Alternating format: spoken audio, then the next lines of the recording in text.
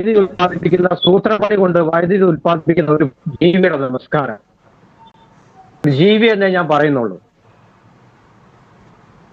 പലരോടും പ്രസവിച്ചിട്ടും 10ാം ക്ലാസ് 210 തട്ടിയെന്ന് എനിക്ക് regulatory commission എന്തെങ്കിലും ബോധ്യപ്പെടുത്താമെന്നോ അല്ലെങ്കിൽ എന്റെ അപേക്ഷ അംഗീകരിക്കുമെന്നോ പ്രതീക്ഷ ഇല്ലാത്തത് കൊണ്ട് ഒരു 5 മിനിറ്റ് എന്ന മരണമണി മുഴങ്ങിയാൽ പിന്നെ എന്നെ കേൾക്കുന്നവരോട് നന്ദി വാക്ക് പറയാൻ സാധിക്കാതെ പോയാലോ?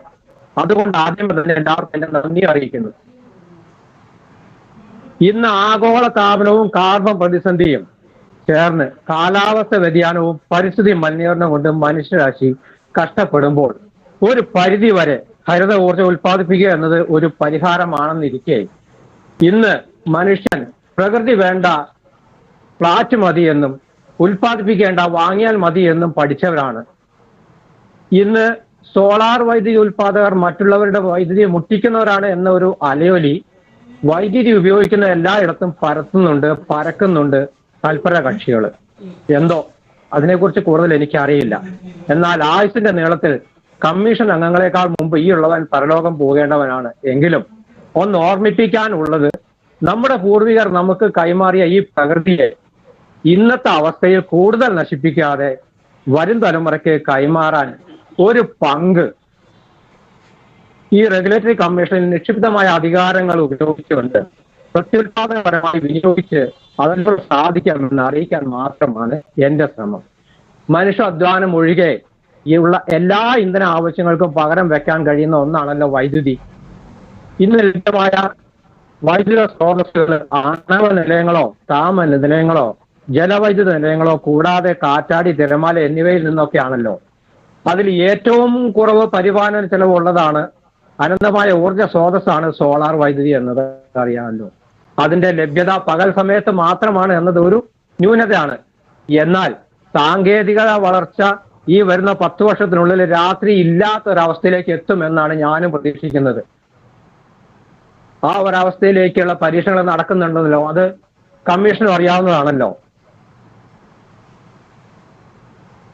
പുറമേ നിന്ന് വാങ്ങുന്ന വൈദ്യുതിയാണോ കേരളത്തിൽ ഉൽപ്പാദിപ്പിക്കുന്ന വൈദ്യുതിയാണോ സോളാർ വൈദ്യുതിയാണോ ഗുണമേന്മ എന്ന് എനിക്കറിയില്ല. പക്ഷേ എല്ലാ ആവശ്യങ്ങളും നടക്കുന്നുണ്ട്, അതൊരു സത്യമാണ്. റെഗുലേറ്ററി കമ്മീഷനെ പഠിപ്പിക്കാനോ ഒന്നുമല്ല. പക്ഷേ മനസ്സ് വെച്ചാൽ പ്രകൃതിക്ക് ഇണങ്ങുന്ന തരത്തില് നമുക്കിവിടെ ആവശ്യത്തിനുള്ള പ്രകൃതിജന്യമായ ഹരിത വൈദ്യുതി ഉൽപ്പാദിപ്പിക്കാൻ സാധിക്കും. മനസ്സ് വെച്ചാൽ മതി.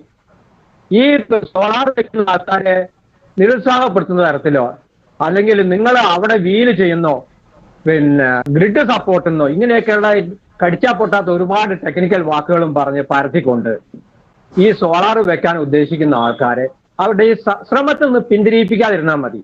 എത്രയോ ഫോസിൽ ഇന്ധനം ചലിപ്പിക്കുന്നത് നമുക്ക് ലാഭകരമാണ്. യാതൊരു മെയിൻ്റനൻസും ഇല്ലല്ലോ. ഒരു സോളാർ വെക്കുന്ന ഇനീഷ്യൽ കോസ്റ്റ് മാത്രമേ ഉള്ളൂ. ഗ്രിഡിന്റെ ചെലവൊന്നും ഗ്രിഡിന് താങ്ങില്ല എന്നൊക്കെ പറയുന്നുണ്ട്. 5 കിലോവാട്ട് കണക്റ്റഡ് കപ്പാസിറ്റി ഉള്ള ഒരു കൺസ്യൂമറുടെ മുൻകൂട്ടി തന്നെ അവരുടെ എല്ലാ കാര്യങ്ങളും നോക്കി കണ്ടറിഞ്ഞിട്ടാണല്ലോ കണക്ഷൻ കൊടുക്കുന്നത്. അപ്പൊ ഈ ഗ്രിഡിന് കപ്പാസിറ്റി ഇല്ലേ? ഗ്രിഡിന് കപ്പാസിറ്റി ഇല്ല എന്ന് പറയുന്നത് എങ്ങനെയാണ് മനസ്സിലാവുന്നത്? എനിക്ക് മനസ്സിലാവുന്നില്ല. അത് ഒരു വൈദ്യുതി സോളാർ ഉൽപ്പാദിപ്പിച്ചിട്ട് വൈദ്യുതി ഗ്രിഡിലേക്ക് കയറ്റി വിടുമ്പോൾ താങ്ങാൻ കഴിയുന്നില്ല എന്ന് പറയുന്നൊന്നും എനിക്ക് പറ്റുന്നില്ല, മനസ്സിലാക്കുന്നത്. എനിക്ക് ദഹിക്കാത്ത ചില കാര്യങ്ങളാണ്. ഞാൻ എത്ര സാങ്കേതികമായിട്ട് ഇതുള്ള ആളൊന്നും അല്ല. പക്ഷെ കണക്ഷൻ തരുന്നതിന് മുമ്പ് ടോട്ടൽ കണക്റ്റഡ് ലോഡ് എത്രയാണ് ചോദിച്ചിട്ട് അതിനുള്ള ഒരു അടിസ്ഥാന സൗകര്യമാണല്ലോ KSEB ഒരുക്കി കൊടുക്കുന്നത്.